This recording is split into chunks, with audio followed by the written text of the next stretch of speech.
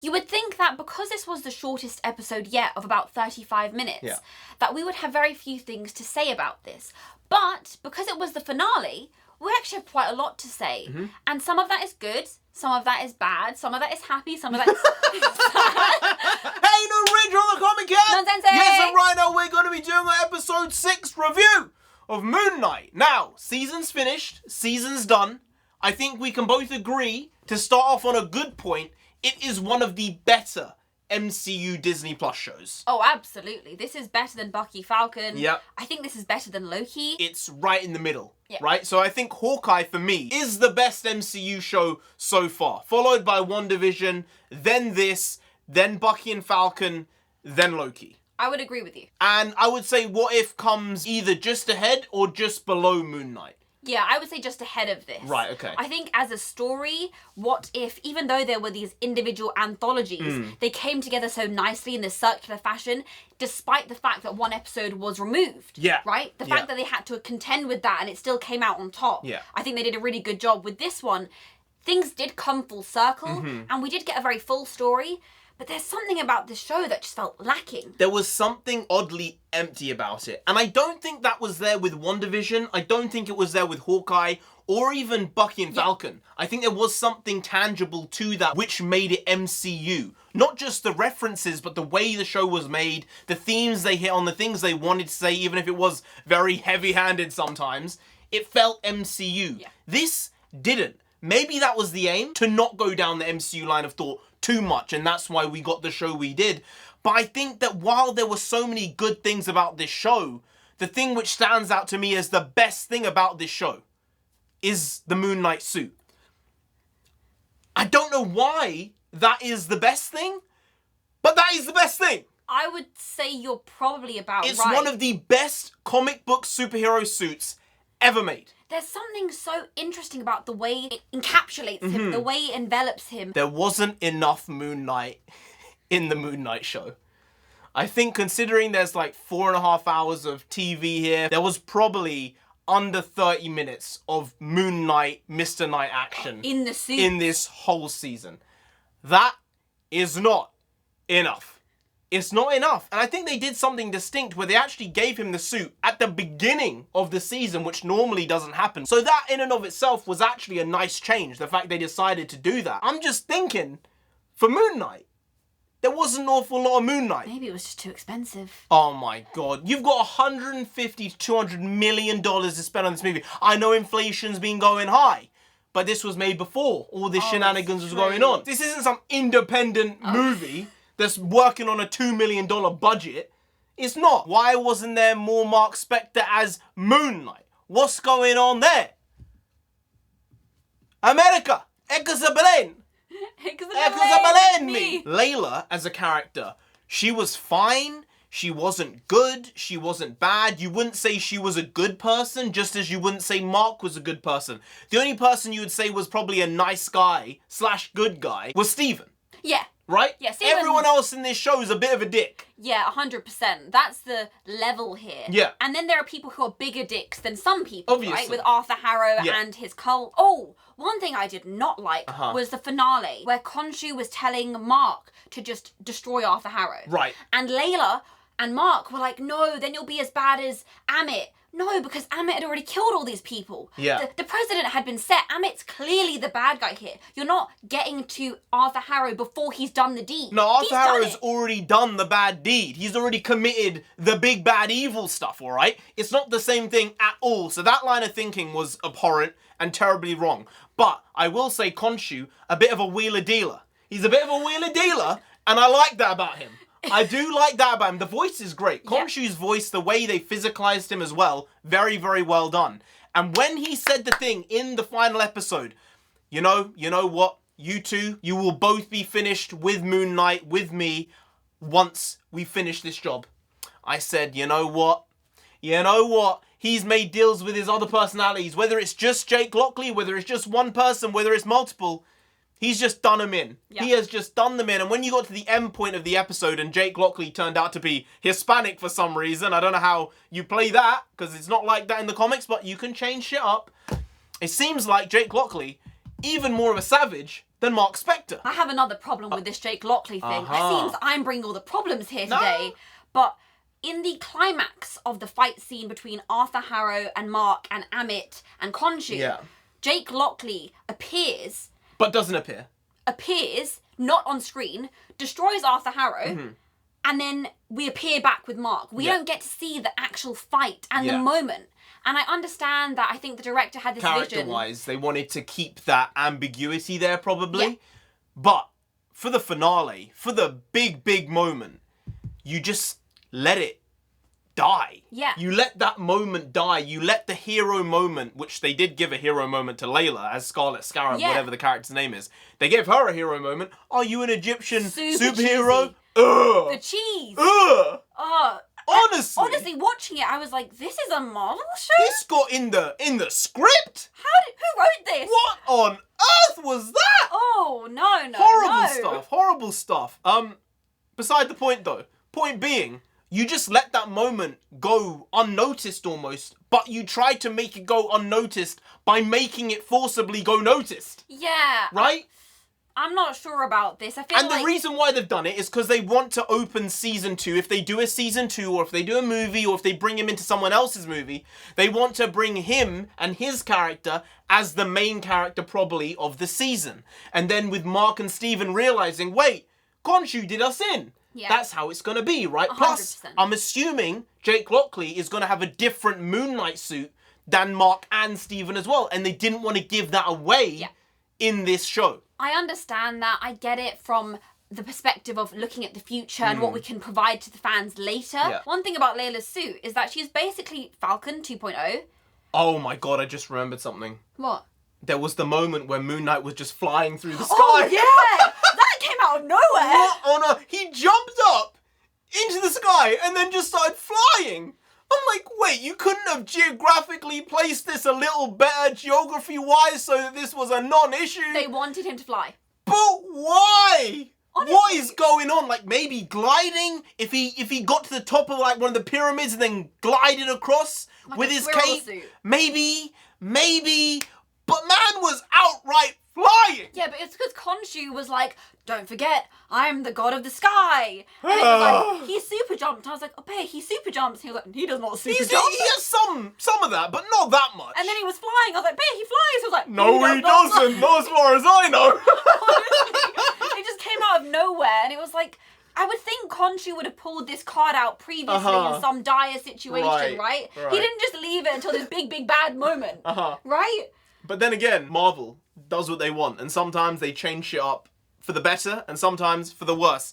As you were bringing up the point of Layla's costume, it's fine. I don't think it's really anything special when you compare it to specifically Moon Knight's costume. Yeah. If it wasn't for that, I think you'd probably say it's a good costume.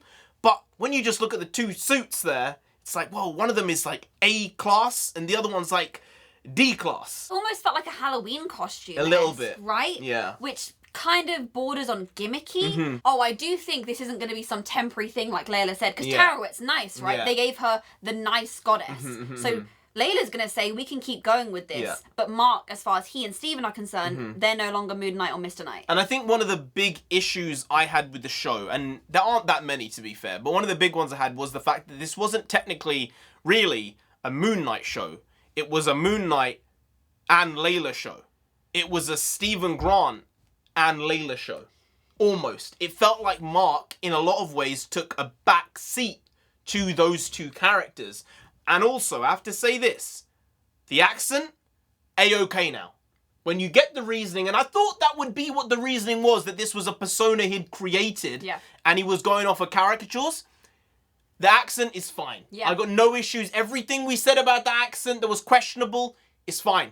It's good. Well, it's not good. We understand. But there's a reason for it, so it's good in that case. But I just feel that when you have a Moon Knight show, you have the ability to show this character in his best light. An unknown character to most people. I feel like they didn't do a good enough job at showing him to be the character he is in the comics. Oh. And they kind of bitched him out a little bit. Really? A little bit.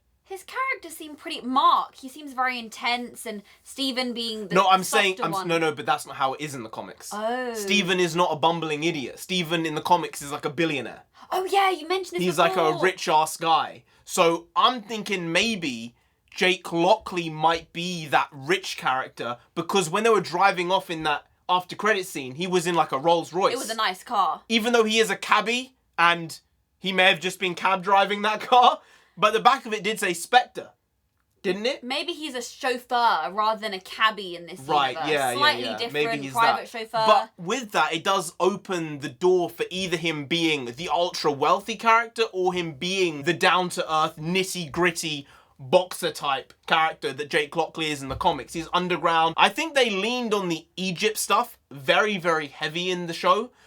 But the director said he wanted to show Egypt in a particular light, not being super caricature-y, not just showing the pyramids and showing Egypt to be poor.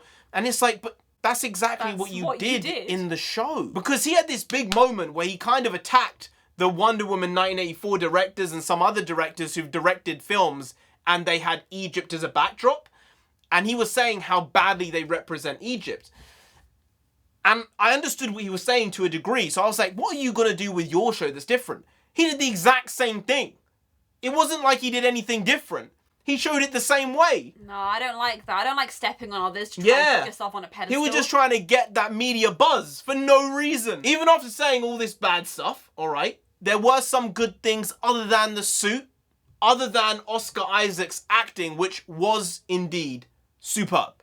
He really shifted between the two characters really, really well. And for Jake as well. Now we've had that image of Jake, it can't be anybody else. Even though they have made him Spanish, which apparently he's not meant to be Spanish. No. Maybe no, senor. No. Maybe it's because Oscar Isaac's is Spanish? He is, yeah. Oh, but if he's a cabbie in London, there are very few Spanish cabbies in London. Honestly, there are very few Hispanic people in the UK. Yeah. It's probably to the point where you can count them on one piece of paper. A lot of Brits moved to Spain, but not many Spaniards moved to Britain. No, I'm not talking about Spain. I'm talking about, I said Hispanic. Oh, Hispanic. I'm talking about the people from Latin America and the South. Like, it's few and far between. There are not that many Hispanic people, Latin American people in the UK. So, I mean, it is what it is. It's fine. It's no problems. But let's just not create a problem by trying to shoehorn certain things in certain ways, because that generally doesn't work very well. Also, this is just a public service announcement for everyone out there. Your mental illness is not your superpower, okay? Trust me. Our mum used to work in a care home, okay? We understand these things. We know these things, so did our older sister. I don't know why you would choose to rosy up the idea of having a severe mental illness like DID, like schizophrenia, like severe depression. I don't know why you would choose to do that. But I'm telling you, don't do stupid things like that. No. Because I don't know why you're trying to portray it in a certain way. It's a very, very horrible thing. Yeah, the people who experience this have sometimes broken lives because of their conditions. That cause the people around them to also have broken lives. It's super, super difficult to deal with and handle for the person themselves and for their families and their close ones. So I don't like them trying to frame this like that. It's really odd. I think the phrasing should have been different. It shouldn't have been Mark saying, oh, Steven, you are my superpower. It could have been like, you're my brother, you're me. It could have been this realization about himself saying, you and I were one and the same, even though we're different. And we both have come to the same understanding and want the same things. And that could have been flowered up in some way. But I feel like portraying illness in general as a superpower, yes, you can learn things from being sick or having certain illnesses. And yes, sometimes illness makes you stronger. But illness also breaks you down. There's this thing in the medical community where, you know, the idea is what doesn't kill you makes you stronger. In the medical community, the line is what doesn't kill you cripples you for life. Yeah, that's absolutely true. That's what it is. When you get an injury, doesn't matter how small, doesn't matter how big, you can never come back to the same level of fitness in that injury where that injury occurred. It's impossible. So this idea, what doesn't kill you makes you stronger, it's a nice line. I like it because it's about positive affirmation. You need to at least believe it to some degree, but you also have to acknowledge the fact. You break your foot's not going to be as good as it was before. You'll probably be able to walk again, but running might be difficult. You might actually be able to run again, but running a marathon would be very difficult. It's just how it is. It's just how it is, okay? I'm sorry. Sumimasen. Wakarimasen. Is that correct? Yes. Thank you. I do think that the stuff we said in our episode 5 review should have come to play and didn't come to play. When we look at the stuff that we said, I really feel that this story would have been better had it secretly been Anubis who was pulling all these strings. And everything, this reveal happened, and it's like, whoa, Khonshu's thinking to himself, I'm messed up here. I was looking at the wrong system. Because how can she have power if she's been locked away? All this type of stuff. I just think that they didn't tap into the mythology enough if they were gonna go that route. I don't think they did enough to warrant the amount of time they spent in Egypt and that part of the story. They didn't give enough. I think your idea did have these layers, which the actual story didn't. If you take out Stephen and Mark and their own troubles, the story itself is incredibly basic. It is. It's MacGuffin to trying to find the map to MacGuffin, to trying to find the map to MacGuffin, to finding the MacGuffin, to getting another MacGuffin to release Khonshu. It's like 5 MacGuffins involved in 6 episodes. It's a lot. It is a lot. But I feel like with Oscar Isaacs and the performance he was giving, I didn't feel it too much until towards the end. Because it really did feel like we were being fed as an audience. But the finale fell a bit flat. It's a bit of a shame because you really want to end it on a high. And I think they thought they were ending it on a high. Then it's also stuff like the moments inside the asylum or whatever it might have been. Were they real or were they fake? It's almost like they tried to be trippy here, but they were even more ambiguous than Inception. And it left you like, I don't know what I'm watching. Not in a good way. In a confused way. Like Inception left you pondering things. This one left you thinking, I have no clue what's going on. In my view, I think the scenes in the asylum were in his head. And if that's the case, then I understand it. But I feel like they should have given us more hints because it was a bit too cerebral without the payoff. Maybe they didn't want to commit to something. Maybe they wanted to leave it like that because they were unsure themselves as to what they wanted to do with it. But it is what it is. The show's finished now. Maybe there'll be a season 2. It seems like at the beginning of the season, there was not going to be a season 2. And now at the end of the season, it's like, season 2? Maybe? I don't know, but it could happen. So I think I would watch a season 2 if it came out. I don't think I would rewatch season 1. No, I don't think I would. I don't think I want to give it the time. No. Compared to the fact that I would rewatch Hawkeye, I would rewatch WandaVision. Something I hoped that would happen in this show was there to be some reference to Thor Love and Thunder, because the villain in Thor Love and Thunder is Gore the God Butcher. I was thinking maybe you could introduce the idea of the God Butcher in this show, whether it be random talk by the gods, whether it be in a post-credit scene, whether it be looking into the void and some god saying, wait, I don't know where they went. Someone said, I've heard of something. Someone's coming around killing the gods. Ooh. Killing the gods.